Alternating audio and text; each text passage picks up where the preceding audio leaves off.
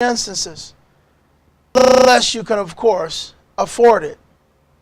Now, the Missouri plan has some critical areas that need to be addressed.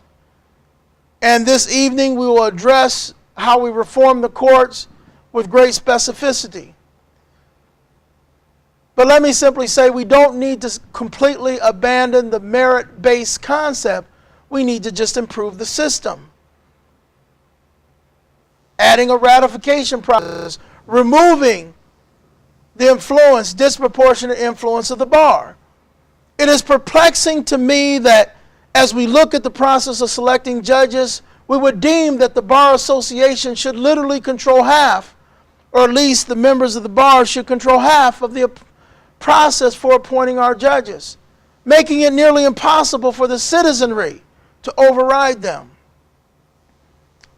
What qualifies individuals who defend a person who blew up a bus of nuns and children headed to Adventureland if the check clears? What qualifies that person better than you or I to determine the type of judge we ought to have on the bench?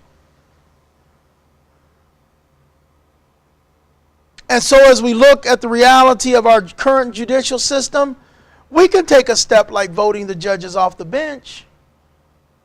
I intend to. But that is a punitive measure, not a corrective one.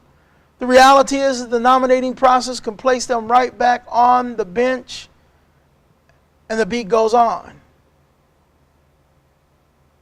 And through the misinformation of leadership, a lot of people will be devastated if that happens. And they'll say we should impeach and we should do this. But that's not what the Constitution says. The Constitution says it's perfectly permissible for the people to vote these judges off and then for them to be reappointed right back again to these slots. And that would be a tragedy. And again, in a state where justice is as disparate as this, in a state where a college president can have literally a room full of dope and do no time, and a college student can have a joint or 3 joints and be in jail, how can we even pretend that that system is just? And we can go on and on with example after example, with study after study, with data after data, simply confirming that justice in Iowa was based almost solely on your economic status or your political connections. It has nothing to do with the facts that ought invoke justice or consequences. Yet this system is constitutionally protected. And if we do not fix this system, we cannot address one of the great emerging threats to our republic, and that is judicial tyranny. There are other reasons that compel us to call for a constitutional convention.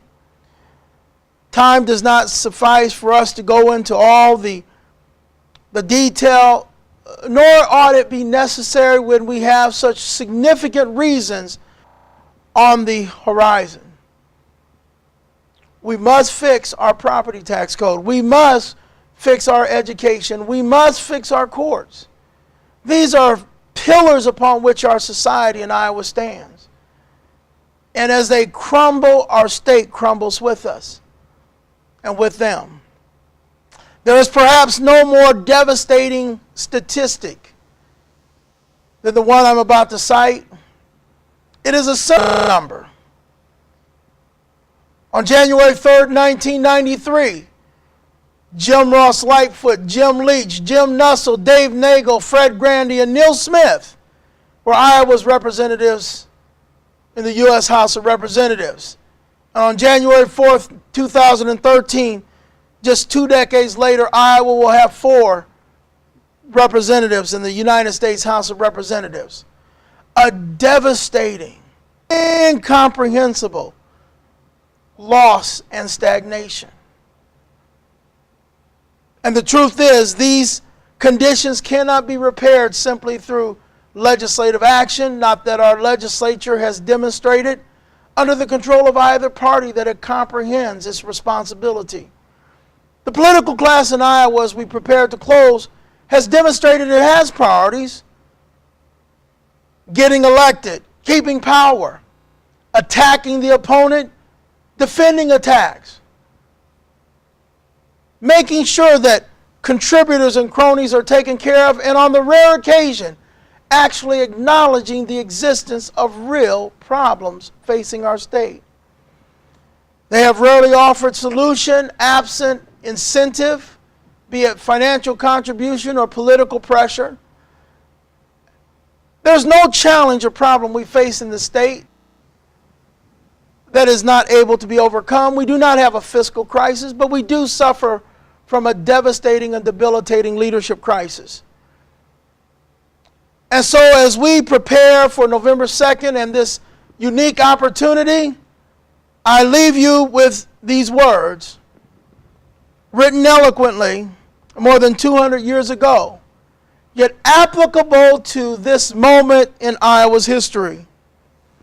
When the course of human events, it becomes necessary for one people to dissolve the political bands which have connected them with another, and to assume among the powers of the earth the separate and equal station to which the laws of nature and of nature's God entitle them. A decent respect to the opinions of mankind requires that they should declare the causes which impel them to the separation.